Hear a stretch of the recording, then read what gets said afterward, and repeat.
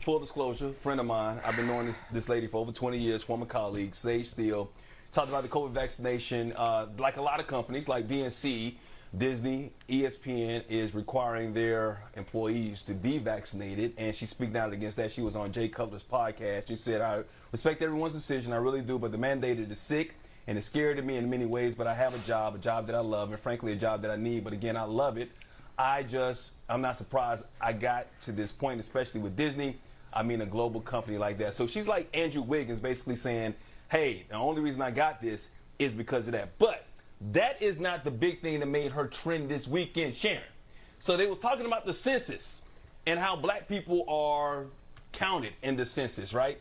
And, you know, she's biracial, and she admitted that she doesn't want to check one box, black or white. And so she said this about the census on race. She said, Barack Obama chose black, and he's biracial. Congratulations to the president. That's his thing. I think that's fascinating considering his black dad is nowhere to be found, but his white mama and grandmama raised him. But okay, you do you, I'm gonna do me. Listen, I'm pretty sure my white mom was there when I was born, and my white family loves me as much as my black family. I'm gonna let you handle this, Sharon. I'll speak on the back end if we have time. Well, where do we start with Miss Steele? Congratulations to her that her white mom raised her. There's a lot of people who don't mind her not checking the black box on the census form. There's a lot of people waking up in America today who don't mind that at all. Don't mind that at all. And I mean that sincerely in this regard. She's right. She's biracial. President Obama's biracial. Halle Berry will tell you, also raised by a white mother, that her white mother sat her down and said, this is America, you're black, I'm not. And that served Halle and her way of navigating this American life. I think the thing about Sage Steele, who also Jay Cutler joked is the Candace Owens of ESPN, and she said, she loves her, she respects her. I think that what people take issue with is not that she has an opinion, and clearly it's the venom with which she does it.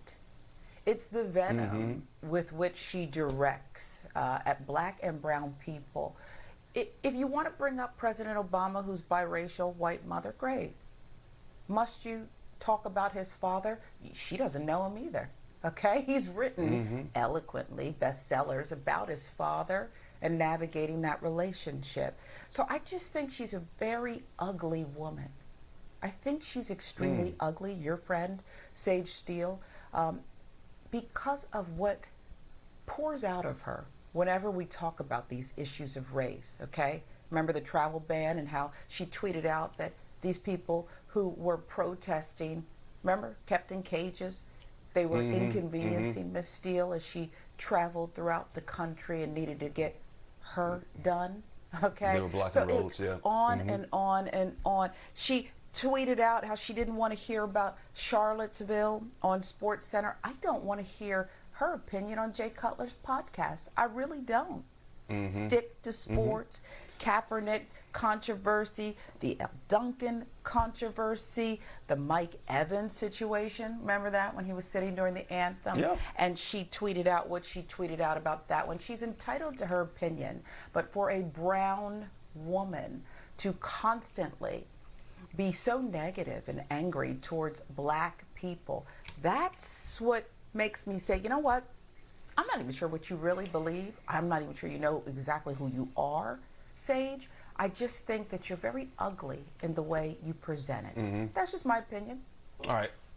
No, and you're entitled to your opinion, just like she's entitled to her opinion. And yes, I'm a friend of hers. I consider her a colleague and a friend. I've known her, and I know the inner workings. I know some of the things that happened to her when she was at ESPN and how I backed her up, how black people had her back. But some of the things that she said while she was at ESPN kind of rubbed a lot of people the wrong way. You talk about Jamel Hill, Carrie Champion, myself, even when I left, whatever.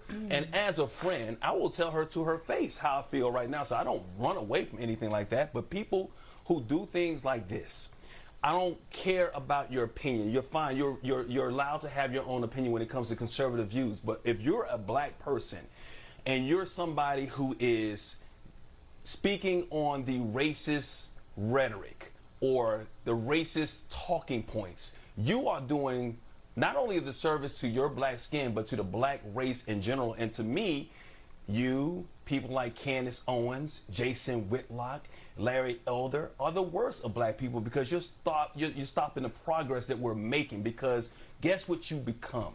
You become the pawn that racists use to try and excuse their racism. Now, they're entitled to their opinion about that type of stuff, but I'm also entitled to mine about how I feel about them. Stop it.